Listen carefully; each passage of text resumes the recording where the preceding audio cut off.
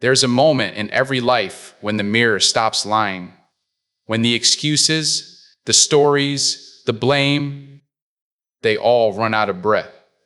I remember standing in that silence, broke, exhausted, surrounded by people who smiled at my downfall like it was entertainment. And it hit me. No one was coming. Not the friends I helped, not the family I sacrificed for, not the world that told me to just stay patient. Look, patience without action is paralysis. I realized the only rescue team was me. You can pray for change. You can wait for timing. You can hope for luck. But until you shift who you are, your habits, your mindset, your self-respect, life will keep repeating the same lesson in different disguises. I know it hurts. I know you're tired, but that pain, that's the signal. That's life whispering, move. Because nothing around you changes until something within you does. And today, that change begins with you. Brother, look at your scars for a moment, not with shame, not with guilt, but with curiosity. Every mark on your heart, every bruise on your memory is a map of where you've been, of what you've survived. The problem is, too many of us look at those maps and only see the wreckage. We see the crash sites, not the roads we built afterward. But listen to me. Those scars aren't evidence of your ruin. They're coordinates to your rebirth. See, life is a cartographer. It draws the lines of our experiences across the terrain of our souls. Some of those lines are smooth, others jagged, but all of them point somewhere. And the tragedy is, most people stop reading their own map. They fold it up, toss it aside, and say, "This is just who I am." No, brother. That's who you were. Your past wrote the first chapters, but you hold the pen now. Here's the truth. Most people don't want to face. We build walls from wounds because walls feel safe. When someone breaks your trust, you swear no one will ever get close again. When life humiliates you, you hide behind sarcasm, perfectionism, addiction, anything to avoid another blow. It's a survival response, not weakness. But over time, those walls become your world. You think they're protecting you, but they're really trapping you. You know what I'm talking about. That invisible hesitation every time opportunity knocks. That voice that whispers, "You're not ready." It's not the world doubting you. It's your old story replaying its script. And until you rewrite it, you'll keep acting out the same tragedy on a different stage. Real talk. I've been there. I've stood in the wreckage of my own bad choices, holding the shattered pieces of pride, pretending I didn't care. I told myself I was fine. I told myself they were the problem. But deep down, I knew the common denominator in all that pain was me, and admitting that didn't destroy me. It freed me. Because once you own your story, you stop being its prisoner. I once met two men from the same neighborhood. Both lost their fathers young. Both grew up surrounded by violence. One stayed angry, blaming the world, saying, "This is just my fate." He wore his pain like armor, but that armor turned to rust. It weighed him down until he couldn't move forward. The other man took the same pain and used it like fuel. He said, "If I can survive that, I can survive anything." He studied at night, worked 2 jobs, built his own business. Same pain, different ownership. Owning your story isn't about liking what happened. It's about refusing to let it define your next move. When you stop editing your truth to make others comfortable, that's when you begin to live unfiltered. Here's the thing. Memory is not a museum. It's a living workshop. It changes as you do. The brain rewires itself every time you revisit a memory, meaning when you see your past through the lens of strength instead of shame, the story itself changes shape. Your brain literally rebuilds the architecture of that pain. That's neuroplasticity, and it's liberation science in action. So, how do you start rewriting that narrative? Two practices, brother, small, daily, deliberate. First, mirror truth journaling. Every morning, write one paragraph beginning with "Today, I own," and finish the sentence honestly. Today, I own my temper. Today, I own the time I wasted. Today, I own the fact that I'm scared. You're not confessing weakness, you're reclaiming authorship. You're saying, this is mine, and because it's mine, I can change it. Second, memory reframing. Take one painful memory each week and revisit it on purpose.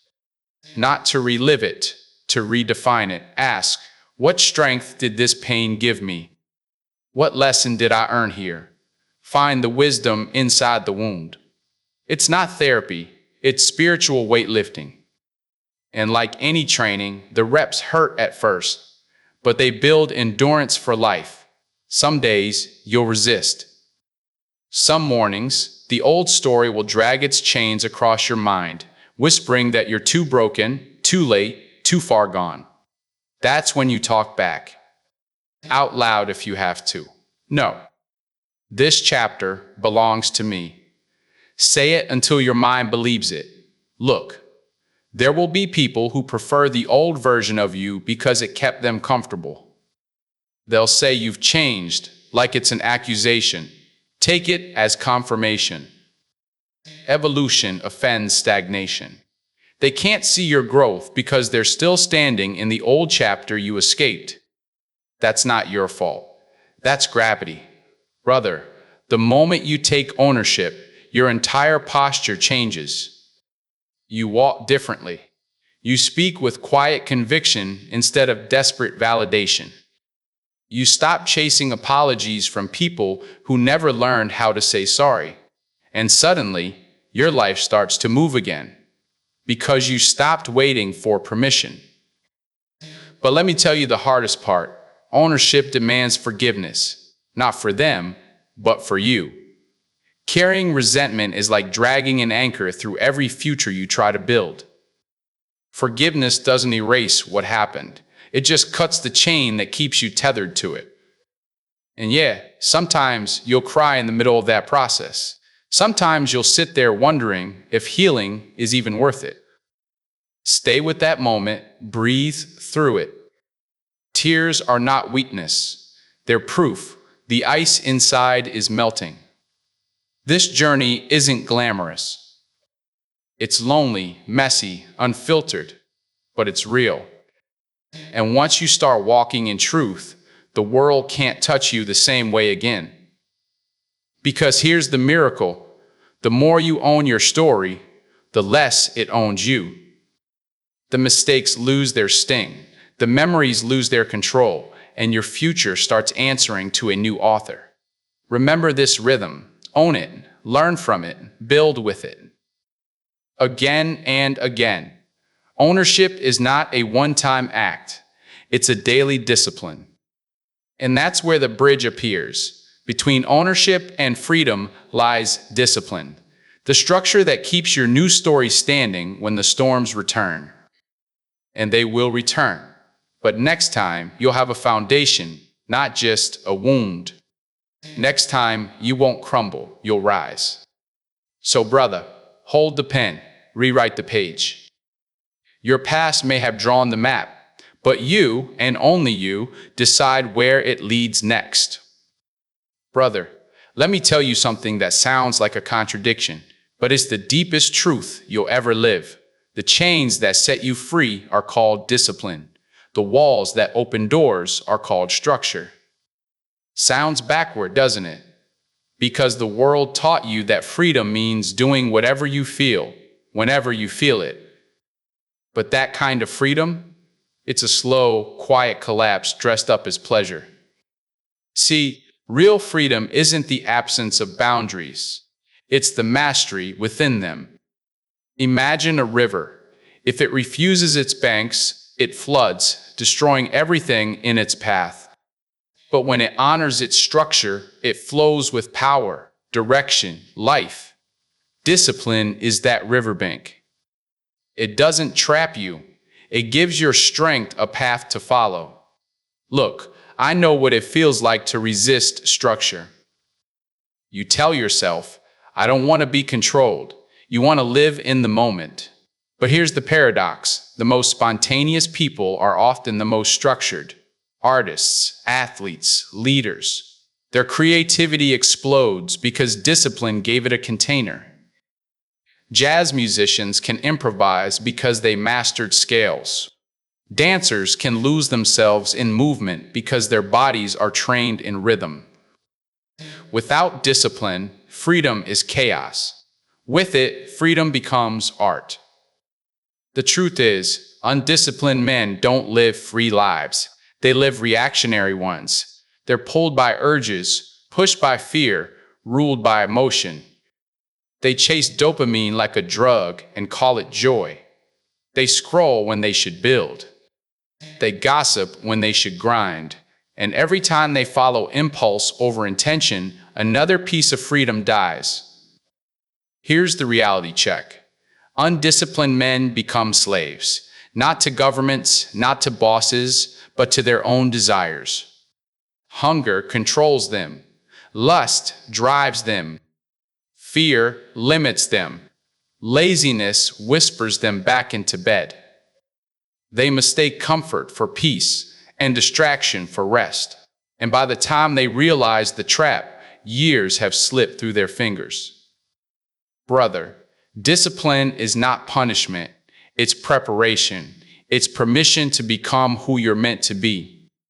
Every push-up, every early morning, every moment you choose, focus over chaos. That's not suffering. That's self-respect in motion. That's freedom being forged. You want the truth? Your brain is wired for discipline. Biologically, it craves order. When you set consistent habits, the prefrontal cortex, your decision center, strengthens. Your brain builds pathways that make focus easier and procrastination harder. Discipline literally reshapes your mind toward mastery. That's not motivation, that's neuroscience. But most people never experience it because they confuse discipline with rigidity. They think it means losing their soul. But brother, discipline doesn't erase who you are. It reveals it. It takes the raw, unshaped energy inside you and refines it into precision. The fear of discipline comes from the illusion that comfort equals safety. But comfort is where potential goes to die quietly. Here's a counterintuitive truth. Structure is not the opposite of freedom, it's the foundation of it. The man who controls his schedule controls his destiny. The man who controls his body controls his mind. The man who controls his emotions controls his world. You want to feel free? Master three things: time, fitness, and focus. That's the trinity of daily discipline. Time. Stop saying you don't have enough of it. Everyone has 24 hours. It's not time you lack. It's direction. Schedule your day with intention. Morning for creation, afternoon for execution, evening for reflection. And when the day ends, let it end. Don't drag your unfinished business into tomorrow's peace. Fitness, your body is the engine of your spirit. If you let it rust, your dreams stall. Train daily. Not for aesthetics, but for alignment. Discipline your body so your mind can breathe. Even 10 minutes of sweat reminds your subconscious that you're in command. Focus. We live in a world built to scatter your attention. Every notification is a thief. Guard your focus like it's sacred, because it is. Pick one mission each day and see it through. When you keep promises to yourself, your confidence becomes unshakable. And listen, I know the resistance you'll face. Your mind will whisper, This is too much. It'll say, I just want to be happy. But here's the thing. Happiness isn't found in the absence of effort. It's found in the alignment of effort and purpose. Discipline doesn't drain joy, it deepens it. When you earn your peace, it hits different. There's something powerful that happens when you keep showing up, even when you don't feel like it. The noise inside quiets, the doubt fades, and in that silence, freedom begins to hum. You start realizing that discipline isn't about restriction, it's about direction. Every no you say to temptation is a yes to your purpose. You want two practices to start anchoring this truth. Simple but sacred. Morning practice. Before you touch your phone, do a 2-minute visualization. See the man you want to be by the end of the day. Clear, disciplined, focused. Say it out loud. Today, I move with intention. It sounds small, but it trains your subconscious to follow purpose, not emotion. Evening practice. Before bed, write down 3 wins, not big ones, small ones. I stayed calm in traffic. I finished that workout. I chose focus over distraction. This isn't journaling, it's reinforcement. You're teaching your brain that discipline feels rewarding, not restrictive. Over time, it stops fighting you. Discipline is like gravity. It keeps you grounded while you build higher. And the higher you go, the more freedom you experience. But here's the warning. Without it, success becomes your enemy. I've seen people rise fast and fall faster because they built towers with no foundation. They thought motivation would sustain them. Motivation fades, discipline endures. Real talk. I used to be that man who lived by mood. If I felt inspired, I worked. If I didn't, I drifted. It took years to understand that discipline isn't about how you feel, it's about who you are. Your emotions are weather. Your principles are climate. Don't let storms decide your season. There's a quiet power that builds in the disciplined man. You can see it in his eyes. He walks differently, not arrogant, but anchored. He's not chasing chaos anymore. He's orchestrating his peace. People sense it. They respect it. Because in a world of distraction, focus is rare, and rare is valuable. And listen to this. When you master discipline, you gain time. When you gain time, you gain clarity. When you gain clarity, you gain peace. Freedom isn't found in breaking rules. It's found in mastering yourself. Brother, discipline isn't a cage. It's a compass. It points you toward everything you said you wanted when no one was watching. It's the quiet voice that says, stay the course. When your emotions scream, run. And every time you obey that voice, you prove to yourself that you can be trusted with greatness. The undisciplined man will always envy the disciplined one, because deep down, he knows he traded his potential for comfort. Don't let that be your story. Choose the harder path now, so you can live the freer life later. So build your structure. Embrace your routines, sharpen your focus. Because the moment discipline becomes your rhythm, freedom becomes your reward. And when that rhythm becomes natural, when that structure stops feeling like control and starts feeling like peace, that's when something beautiful happens. The bridge appears again, from discipline to vision.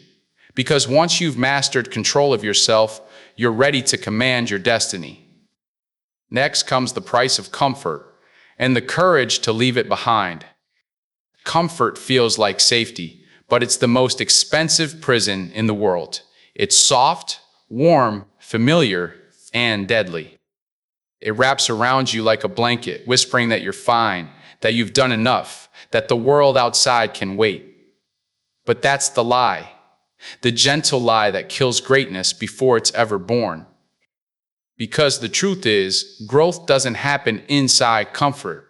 It happens in the fire, in the stretch, in the storm.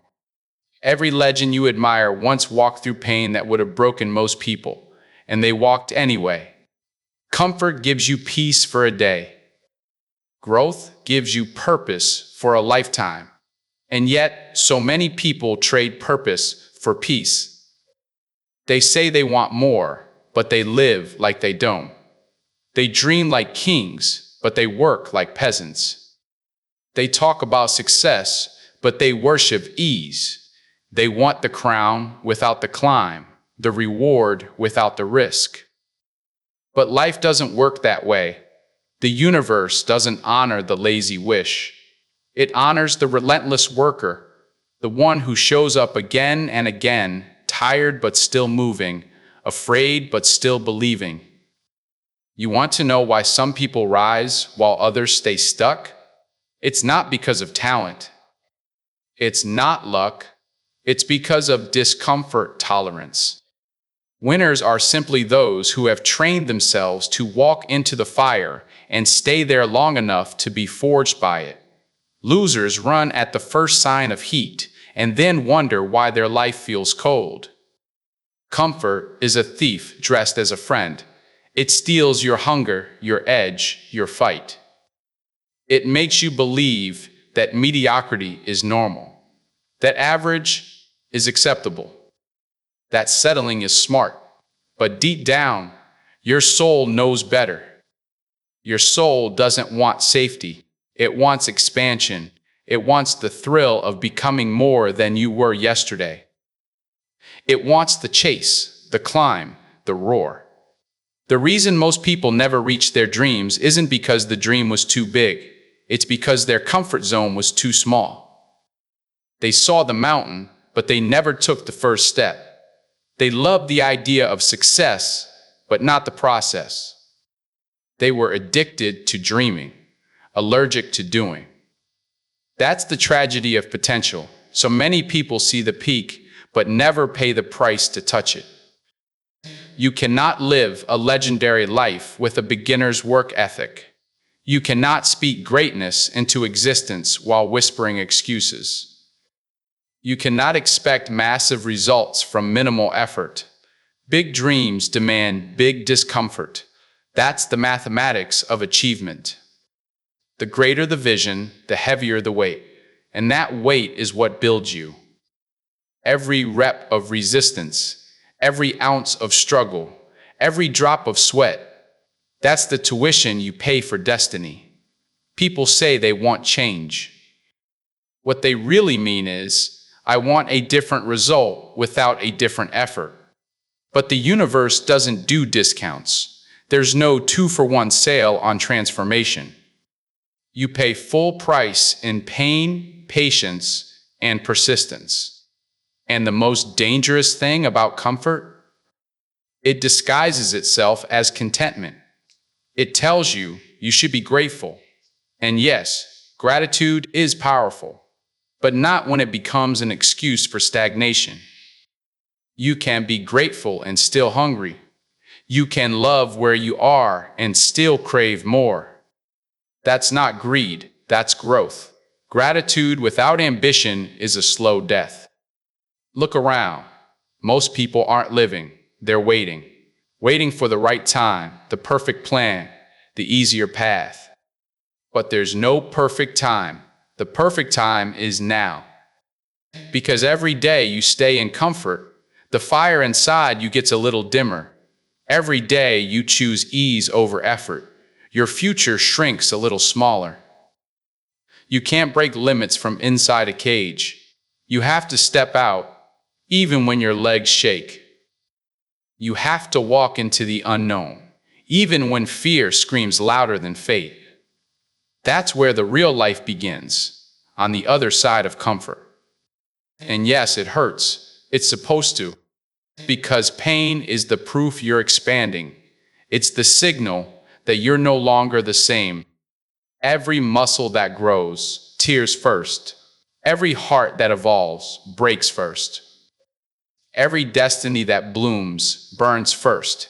You think you're tired because life's too hard. No, you're tired because you're resisting your own evolution. You're trying to stay safe when your soul was built for the storm. So ask yourself right now, are you chasing comfort or are you chasing greatness? Because you can't have both. Comfort will give you sleep. Greatness will give you legacy. Comfort will make you liked. Greatness will make you remembered. Comfort will keep you alive. Greatness will make you immortal. Don't die easy. Don't settle for the soft life when you were born for the strong one. Walk into the discomfort. Seek the stretch. Embrace the uncertainty. That's where destiny lives. And when it hurts, when your body aches, when your faith shakes, smile. Because it means you're in the right place. It means you're growing. It means the old you is dying and the real you is being born.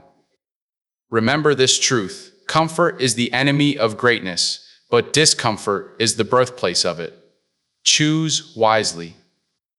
There's a moment when you hit the ground so hard that the silence after the crash feels louder than the fall. Your chest tightens.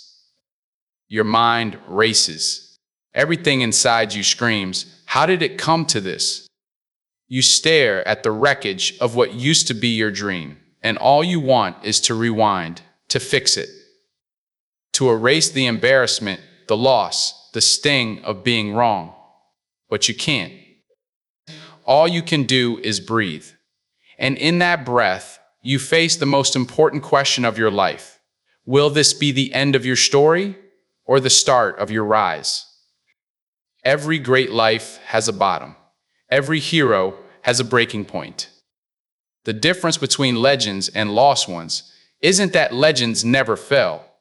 It's that they decided to fall forward. They used the ground as a teacher, not a tomb.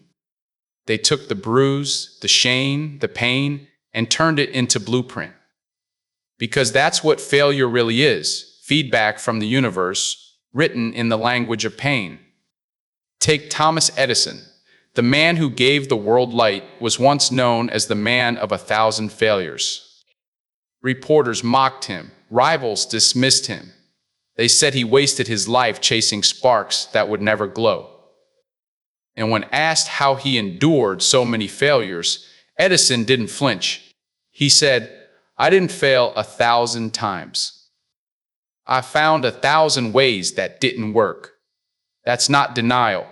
That's dominion. He refused to let failure define him.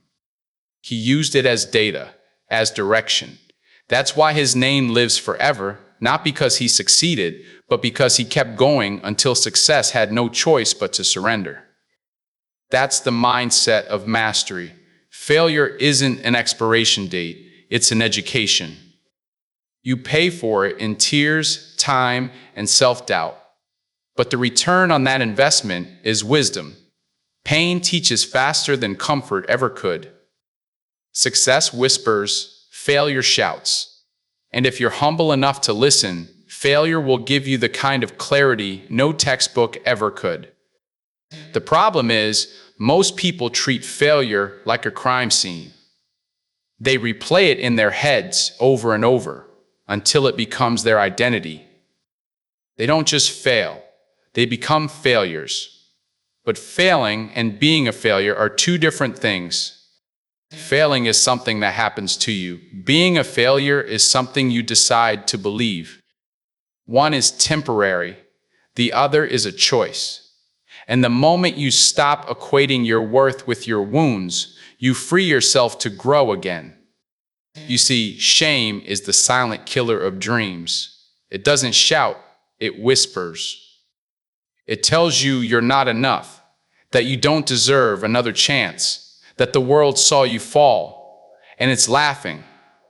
But shame is a liar. The world isn't laughing, it's waiting, waiting to see if you'll rise. And when you do, they won't remember how you fell. They'll remember how you got back up. So how do you turn failure into fuel? How do you mine gold from your lowest moments? It's a process. Simple, not easy. 3 steps. First, face it. Don't run, don't numb, don't hide. Sit with the pain, name it, own it. You can't heal what you won't face. Denial turns mistakes into monsters. Honesty turns them into mirrors. Look at what happened and say, this is mine. Second, find the lesson. Every failure carries a hidden message. Sometimes about strategy, sometimes about character. Maybe you trusted too easily. Maybe you worked hard, but not smart. Maybe you needed more patience, more humility, more preparation. Extract that lesson like a miner digs for gold. The dirt isn't the problem, it's the path. Third, forge the comeback. Once you've learned, apply it. Re-enter the arena, wiser, tougher, cleaner. Make adjustments, not excuses. Failure isn't supposed to stop you, it's supposed to sharpen you. Fall forward, rise stronger, repeat. That's the rhythm of mastery. That's the loop that turns mortals into legends. You have to train resilience like a muscle. Every time life knocks you down and you stand back up, that muscle grows. And over time, the hits don't hurt as much. You stop fearing the fall because you've been there before. You know what it feels like to lose and live. And when you know you can survive the storm, you stop hiding from the rain. The people who never fail are the people who never try. The people who never fall are the ones who never climb. Failure is the evidence that you're in motion. It's the receipt that proves you're alive. Perfection is sterile, progress is messy. But messy is real. Messy is how miracles are made. You think falling means you're weak. It doesn't. It means you're human. It means you had the courage to step into the unknown.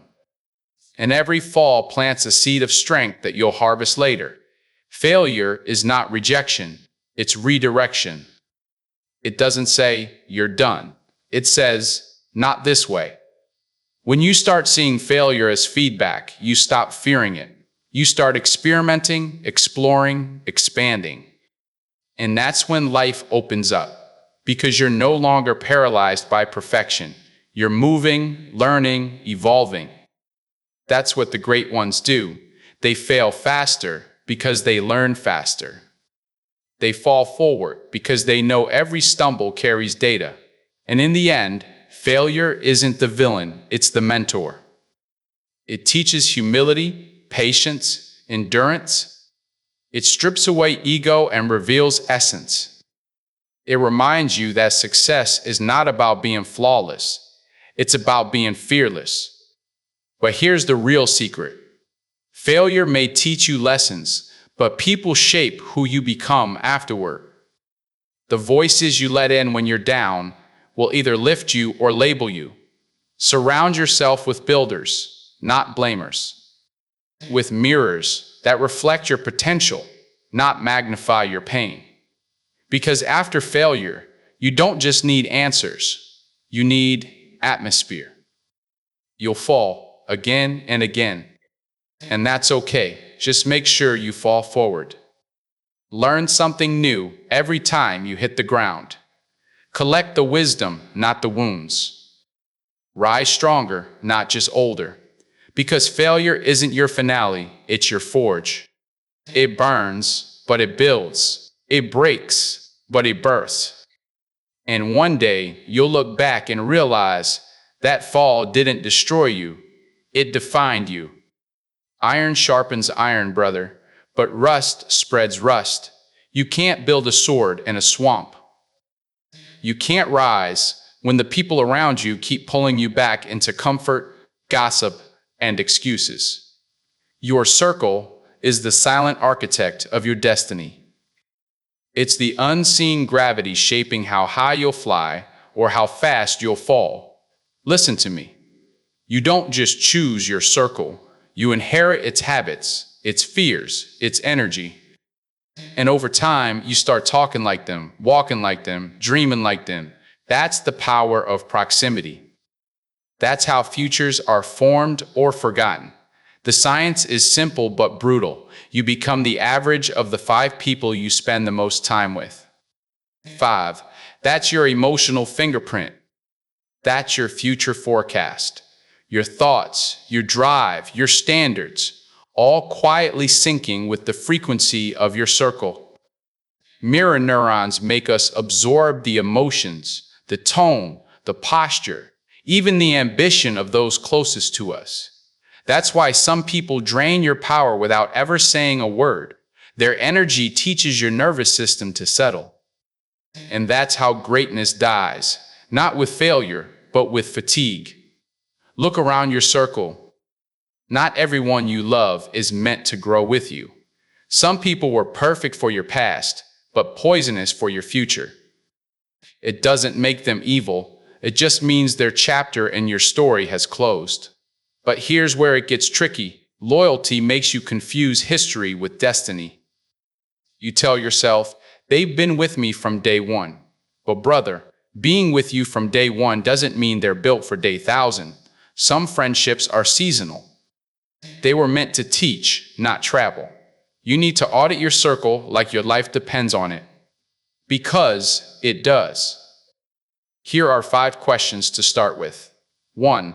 Who inspires me to aim higher just by being around them? 2. Who drains my energy even when they haven't done anything wrong? 3. Who challenges my excuses instead of comforting them? 4. Who celebrates my growth without feeling threatened by it? 5.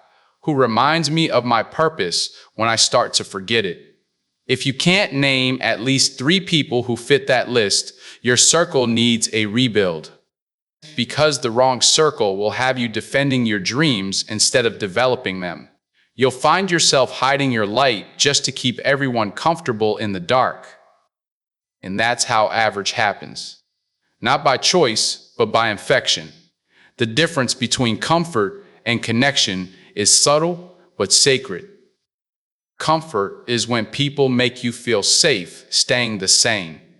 Connection is when they make you feel brave enough to change. One numbs your potential, the other awakens it.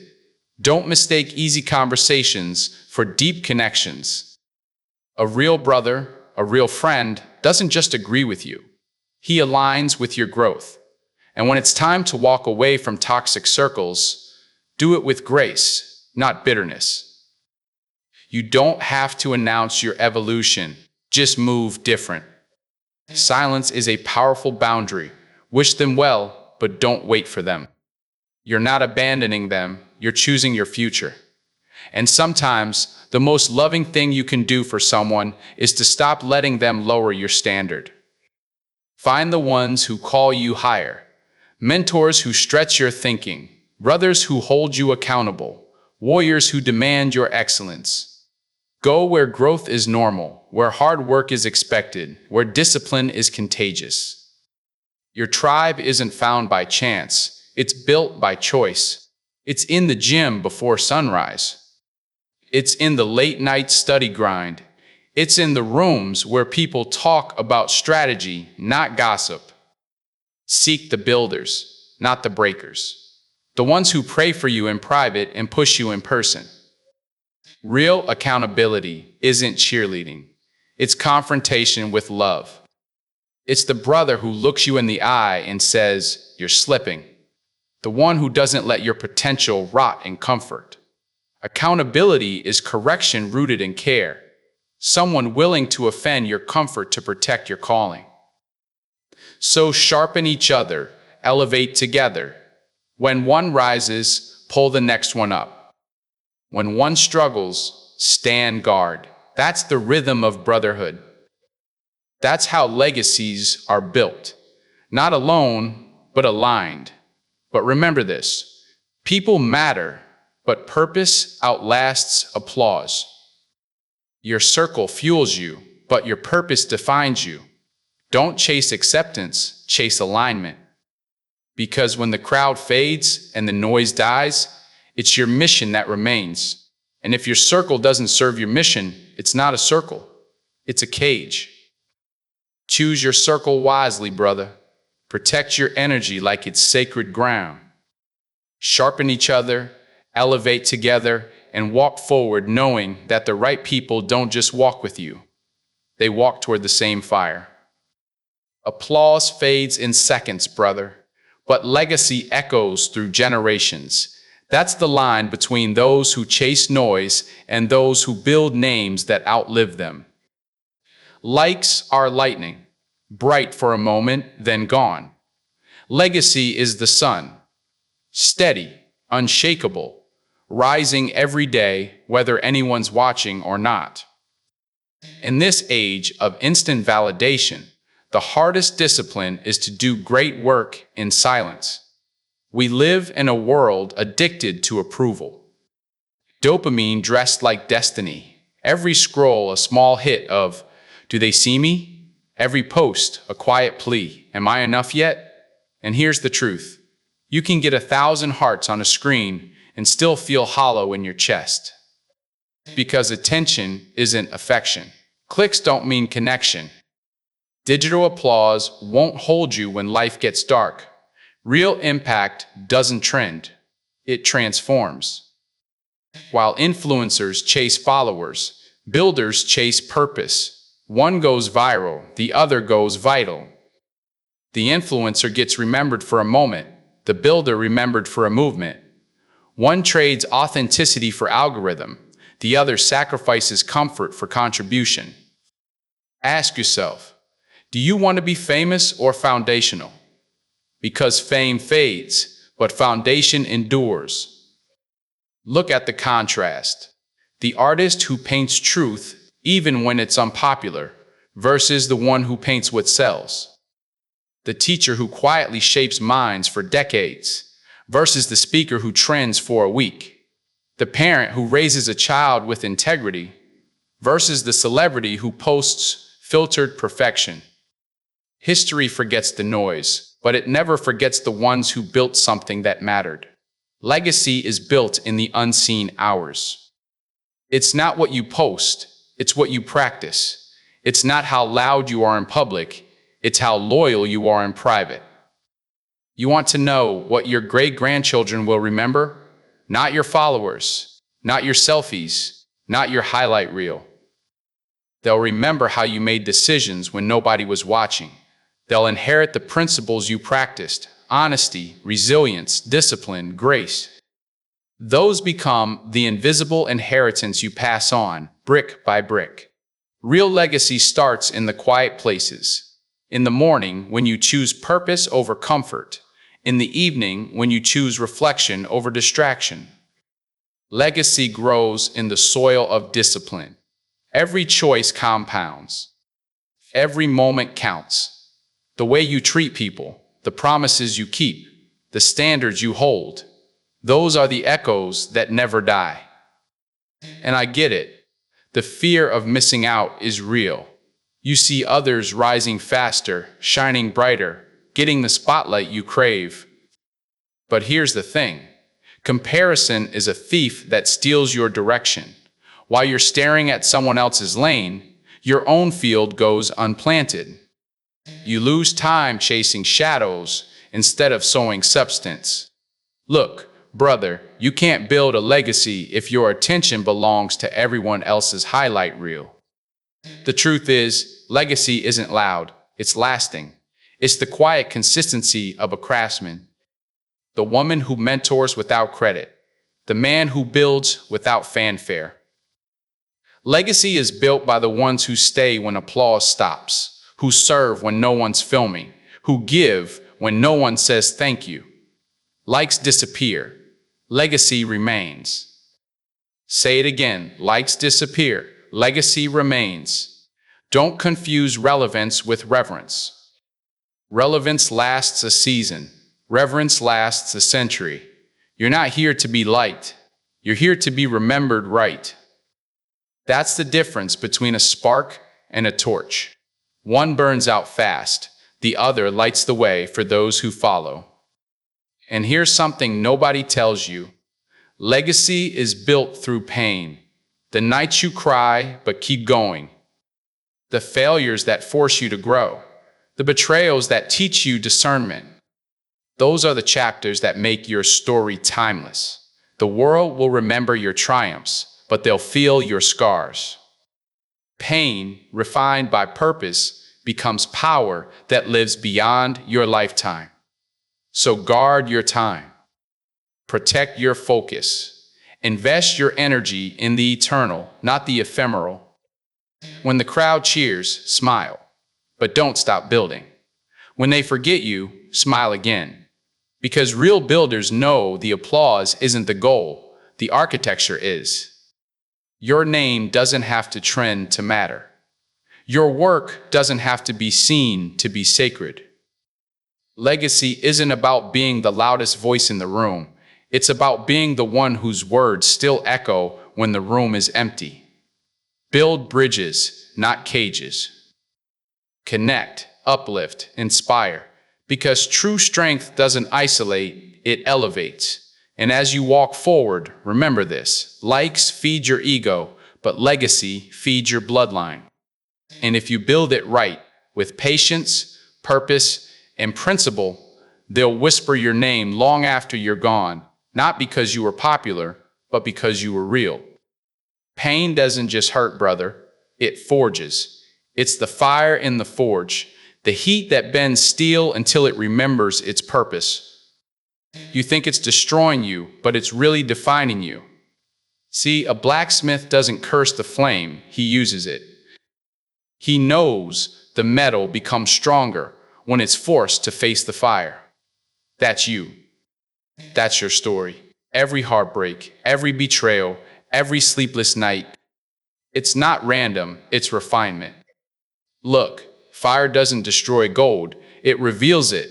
It burns away the impurities, the soft spots, the parts that can't handle pressure. And life does the same. It doesn't test you to break you. It tests you to show you what's real. Pain is a truth serum. It strips away everything false. In those moments when your chest tightens and your world collapses, what's left is your essence, the unfiltered you. And that's where transformation begins. Here's the thing. Your greatest teacher often wears the mask of your greatest enemy. Pain comes dressed like loss, like failure, like heartbreak. But beneath that mask, it's carrying your diploma.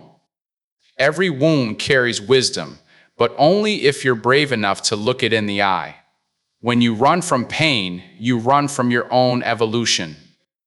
Psychologically, pain rewires you. It literally reshapes your brain. Science calls it post-traumatic growth. After deep struggle, the mind adapts. Neurons reconnect in new ways. Your perception shifts. Empathy expands. You start seeing patterns, meaning, and strength where you once saw chaos. That's neuroplasticity, the brain bending toward resilience. The same trauma that tried to end you can teach you how to live deeper, love harder, lead better. Comfort, on the other hand, kills potential. It's the quiet assassin of greatness. When life is too easy, growth falls asleep. But struggle wakes the soul. It's the gym for your spirit.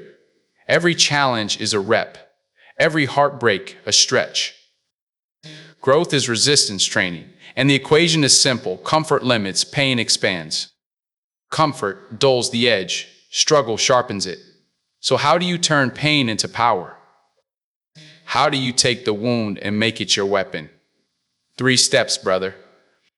Real, practical, personal. First, journal the fire. Write everything down. Bleed onto the page. Not for poetry, for clarity. When you name your pain, you claim your power. It goes from haunting you to teaching you. Thoughts lose control when they meet ink. That's how you process chaos into comprehension. Second, reframe the scar. Stop asking, why me? and start asking, what is this trying to teach me? That shift, that single question, transforms victimhood into victory. Reframing isn't denial. It's alchemy. It's saying, this pain has value. I'll extract it. Third, serve through the wound. The highest level of healing is contribution. Use your pain to help someone else through theirs. When you turn your story into service, you stop being defined by it and start being refined through it. That's how scars become blueprints for someone else's survival. But there's a trap, and you know it. The temptation to numb, to scroll, drink, gamble, distract, anything but feel. Because feeling hurts. But numbing steals your evolution. The courage to feel is the gateway to power. Suffering and surrender look the same from the outside, but they're not. Suffering is resistance. It's fighting the lesson. Surrender is trust. Trusting that the pain is shaping you into something unbreakable. Real talk, you're going to want to quit. You'll want to disappear. And that's okay. I've been there. But that's the moment you must stay. Right there, where it burns. Because that's where the breakthrough hides. Behind the unbearable. Think of the phoenix. It doesn't fear the fire. It becomes it. It doesn't just rise. It rebirths. That's the symbolism of pain. It's not a punishment. It's preparation. The ashes are not the end. They're the soil for something new. Remember this rhythm. Pain to power. Wounds to wisdom. Scars to strength. Repeat it until it becomes your mantra.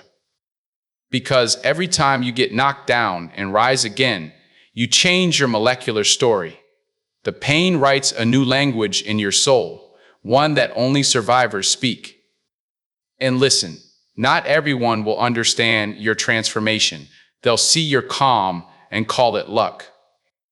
They'll see your confidence and call it arrogance. But you'll know you earned that peace in the fire.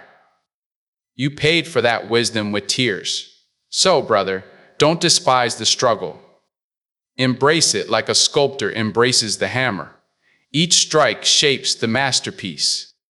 Your story isn't about avoiding pain. It's about mastering it. Because once you learn to use the fire, you stop fearing it. And when you look back one day, you'll thank every storm, every betrayal, every breakdown, not because you enjoyed them, but because they introduced you to the version of yourself that could handle anything. This is the crucible moment, where your hurt becomes holy, where your scars stop whispering shame and start speaking strength. And as the flames fade, what remains is forged, pure, unstoppable. Because pain teaches, but faith sustains. And that's where we go next. Faith is the calm after the storm and the courage during it. It's not loud.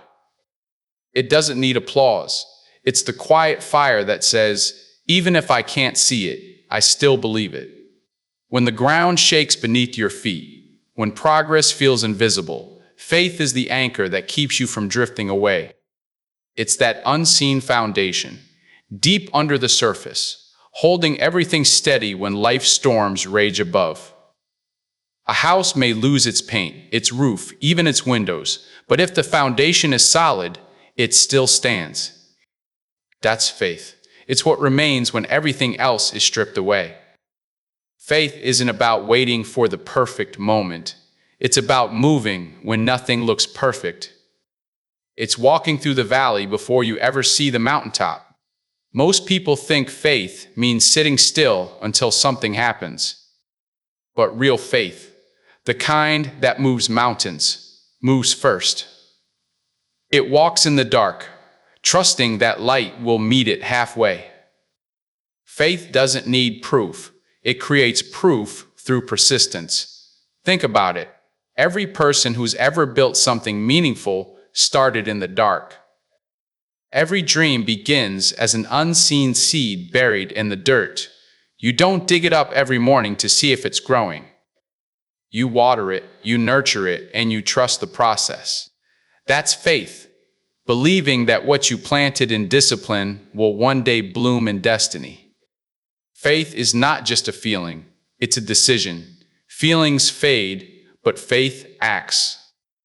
Hope says, maybe it'll happen. Faith says, even if it doesn't, I'll still stand. Optimism sees the bright side, faith creates it. It's not blind belief, it's trained vision. The eyes of faith see beyond what's visible and recognize what's possible. Doubt will come. It always does. It knocks softly at first, whispering, what if it's not working?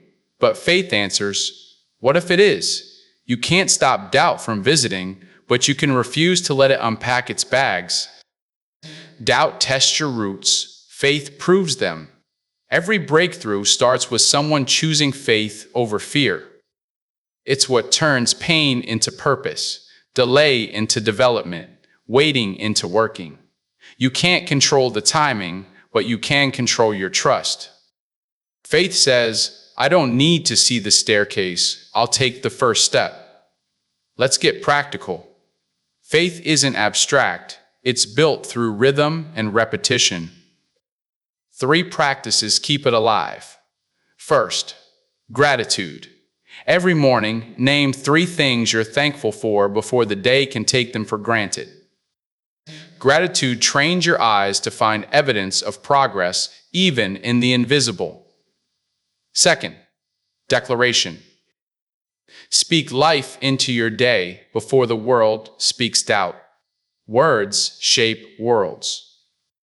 When you declare, I'm growing, I'm learning, I'm becoming, your mind begins to align with that reality. Third, purposeful movement. Do one small act every day that aligns with your bigger dream.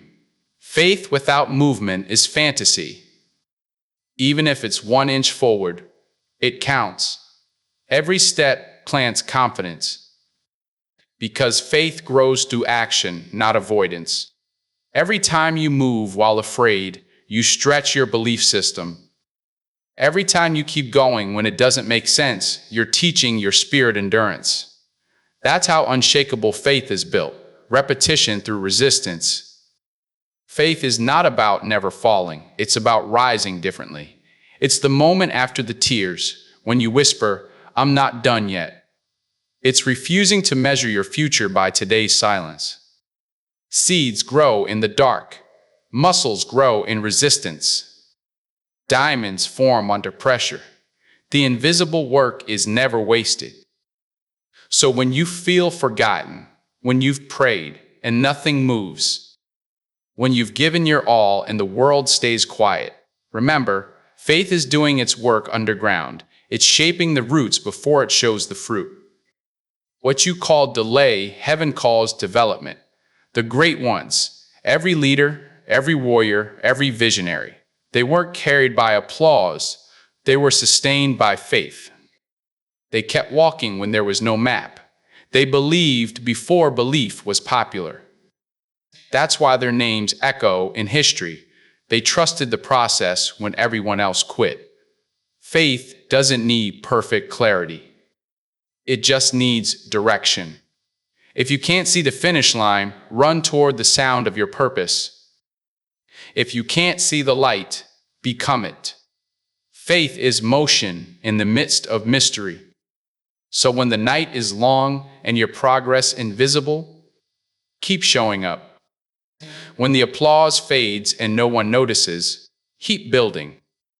When your strength is low and the results are delayed, keep believing.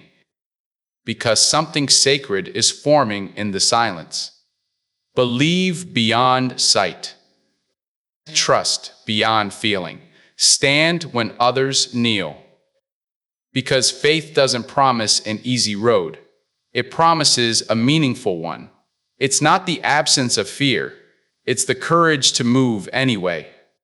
And when the dust settles, when the noise fades, when the doubters disappear, you'll realize that every quiet act of faith was building an unshakable fortress inside you. Faith fuels the fight. It anchors your purpose. It turns waiting into working. It doesn't just help you survive, it helps you rise. Leadership doesn't begin on a stage. It begins in the mirror. Before you ever stand before others, you must first stand before yourself and win that private war.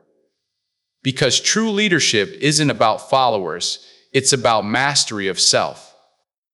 It's not the crown on your head that makes you a leader, it's the fire in your heart that refuses to quit. The greatest leaders are always the first to step into the fire and the last to walk away from it. They don't point fingers from a distance. They walk into the heat, shoulder the weight, and carry others through the smoke. That's leadership. Not a title, not applause, but sacrifice. A title might be given, but leadership is taken every single day. You earn it in how you speak when you're tired. You prove it in how you act when nobody is watching.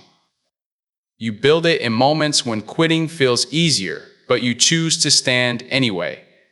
Position gives you authority, but consistency gives you influence. Authority fades when the title changes hands, but influence, real, earned influence, outlives you. People remember how you made them feel, not what you were called. Too many men wait for permission to lead. They wait for a sign, for validation, for the perfect moment. But leadership doesn't send an invitation. It demands initiation. The world doesn't need more titles. It needs more examples. The greatest leaders never asked, "Am I ready?" They simply said, "I'm responsible." The hesitation that stops most people isn't weakness. It's fear of judgment. We fear stepping out alone. We fear being wrong. But leadership often means walking first, before anyone else sees the path. The hesitation fades the moment you realize no one is coming to save you. You are the one you've been waiting for. But here's the truth.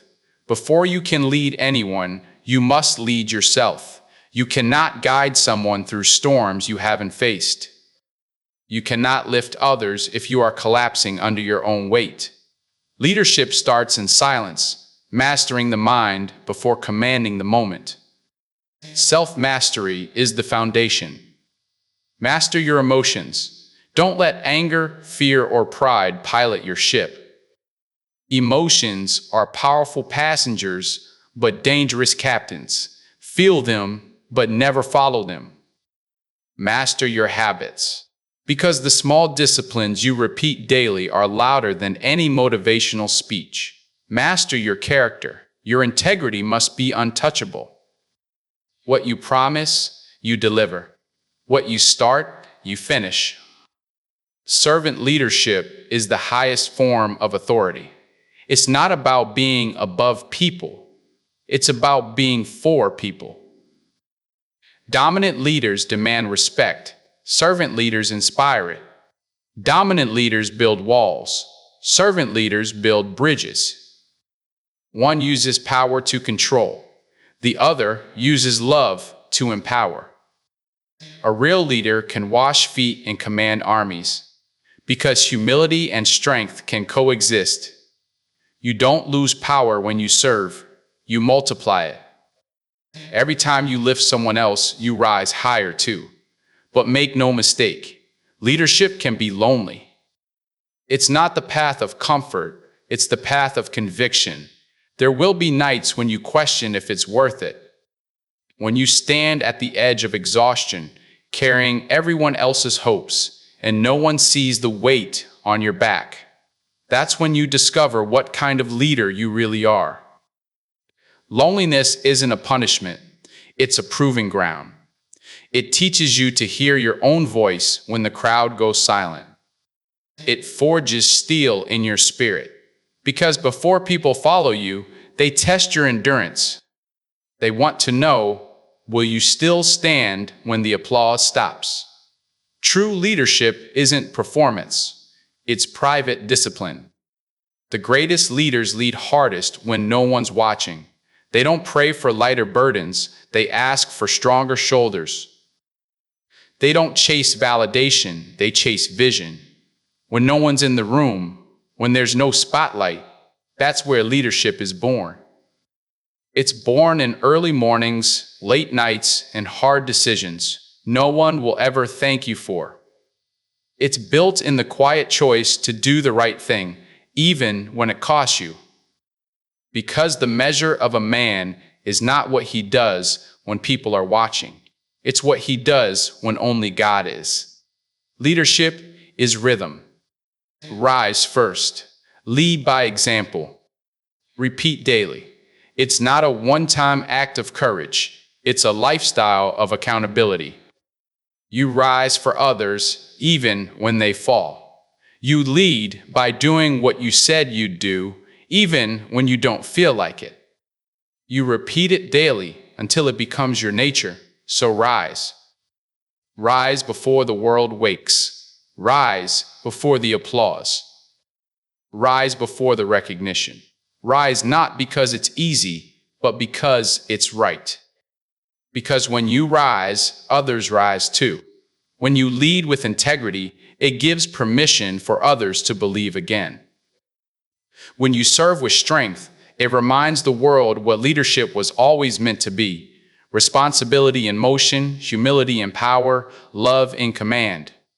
Leadership isn't a moment, it's a legacy. And legacies aren't written in words, they're written in lives. So lead with courage, lead with faith, lead with fire. Be the first to step into the fire and the last to leave. Look at how far you've come. From the man who once doubted if his scars could ever mean anything, to the man now standing in his own light, realizing those scars were never shame. They were coordinates. They were a map. Every wound, every failure, every lonely night pointed you toward this moment. You've learned how to read your map. You owned your story, the pain, the loss, the missteps, and you stopped letting yesterday dictate tomorrow. You discovered that your story wasn't your sentence, it was your syllabus. You picked up the pen again, you wrote your own redemption. Then you learned that discipline, those quiet daily promises, was never a prison. It was the bridge. The chains you feared became the rails that carried your train. You realize freedom doesn't come from doing whatever you want. It comes from mastering what you must. And when you dreamed bigger, you stopped apologizing for it. You saw how small dreams suffocate and how soul-sized visions demand bigger work. You understood that the gap between desire and destiny is always measured in discipline. You stopped settling for comfort and chose courage instead. You fell, and you fell forward. You stopped calling it failure and started calling it education. You mined gold from rock bottom and realized shame was never meant to bury you. It was meant to break you open. You rose stronger, wiser, lighter. Then you looked around and chose your circle with precision. You let go of rust to make room for iron.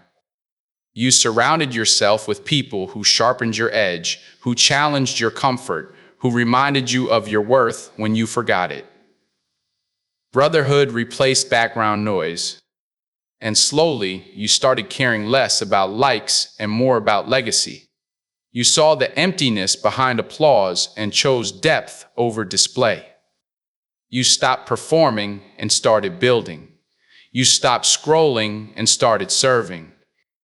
Because you understood, likes fade, legacy echoes. When pain came again, and it did, you didn't run from it this time. You walked through the fire and came out refined. You realized pain doesn't destroy the gold, it exposes it. You practiced the alchemy, turned wounds into wisdom, scars into strength, hurt into healing. Faith carried you when sight failed you. You stopped waiting for proof and started walking with purpose. You learned Faith isn't passive belief, it's active trust. It's the decision to move forward when logic tells you to sit still. You believed beyond sight, trusted beyond feeling, stood when others kneeled. And then leadership found you, not because you demanded it, but because you became it.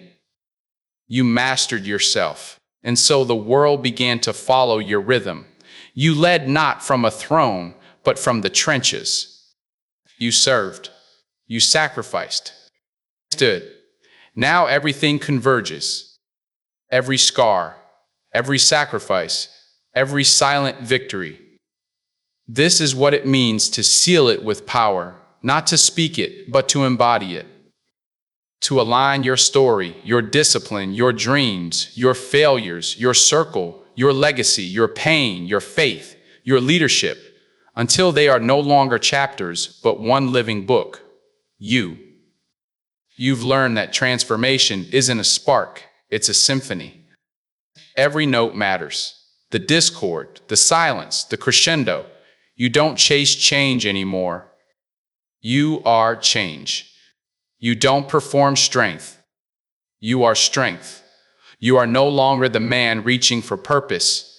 You are the man walking in it. No longer the one waiting for validation. You are the one creating it. No longer the dreamer. You are the builder. No longer the wounded. You are the weapon. The world sees you now, but you see something greater, the mission. Because you understand, legacy isn't built in noise, it's forged in repetition. Faith isn't theory, it's movement. Pain isn't curse, it's curriculum. Leadership isn't spotlight, it's sacrifice. Discipline isn't restriction, it's release. You are the sum of every lesson you refuse to ignore. You are the voice of every version of you that survived. You are the proof that transformation is possible, not because you were chosen, but because you chose. And now, here you stand, no longer reading the map, you are the map. Others will navigate by your scars.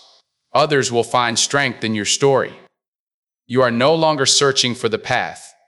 You've become the path. You've sealed it, not with words, but with becoming. You rise, you lead, you serve, you endure, you shine. Every setback, every silence, every scar, now fuel. Every doubt, every delay, every disappointment, now fire. Every wound, wisdom. Every fall, foundation. Every breath, purpose, purpose. You are the storm and the stillness, the student and the teacher, the wounded and the healer, the dreamer and the doer, the man and the message. So I ask you, now that you've remembered who you are, what will you build that outlives you? Because the world doesn't need more noise. It needs more men who've sealed their scars with power and turned their story into strength. And you are that man.